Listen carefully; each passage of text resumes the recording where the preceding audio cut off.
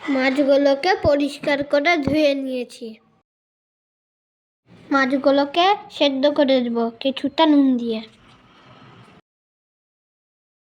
মাছগুলো সেদ্ধ হয়ে গিয়েছে, এবার মাছগুলোকে তুলে নেব। তেল গরম হয়ে গিয়েছে, এবার গোটা জিরে দিয়ে দিয়েছি। পেঁয়াজ কুচিয়ে দিব, লঙ্কা কুচিয়ে দিয়ে দেবো। পেঁয়াজগুলো ভাজা হয়ে গিয়েছে, এবার আদা রসুন বাটা দিয়ে দেবো। এবার শুকনো মশলাগুলো দিয়ে দেবো। নুন, চিনি, হলুদ, ধনে গুঁড়ো, জিরে গুঁড়ো আর গরম মশলা গুঁড়ো দিয়ে নেড়ে নেব।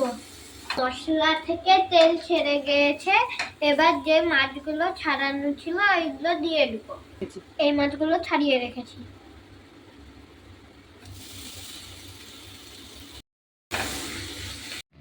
একটা সেদ্ধ করে রাখা আলু ভেঙে দিয়ে দেব। অর্ধেক লেবুর রস দিয়ে দেব। হয়ে গিয়েছে, এবার গ্যাসের ফ্লেম বন্ধ করে দেব। এবার ঠান্ডা করে নেব, দিয়ে মাছের কাটলেটের শেপ দিয়ে দেব। কর্নফ্লাওয়ারে গোলমরিচ দিয়ে একটা ব্যাটার তৈরি করেছি। ব্রেড ক্রাম্বস ফোল্ড করার জন্য নিয়ে নিয়েছি।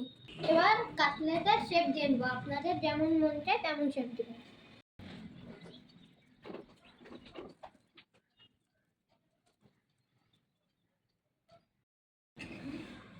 শেপ করা হয়ে গিয়েছে, এবার কোট করে দেব।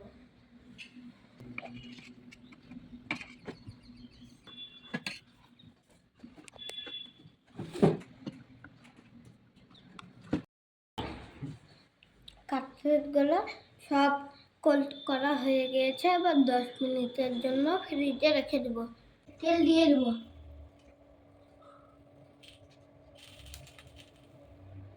তেল গরম হয়ে গিয়েছে, এবার ফিশ কাটলেটগুলো দিয়ে দেব। এক এক করে সব দিয়ে দেব। আর এক পিঠ উল্টিয়ে দেব। মিডিয়াম আঁচ থাকবে আর গোল্ডেন ব্রাউন করে ভেজে নিতে হবে। হয়ে গিয়েছে, এবার তুলে নেব। রুই মাছের ফিশ কাটলেটে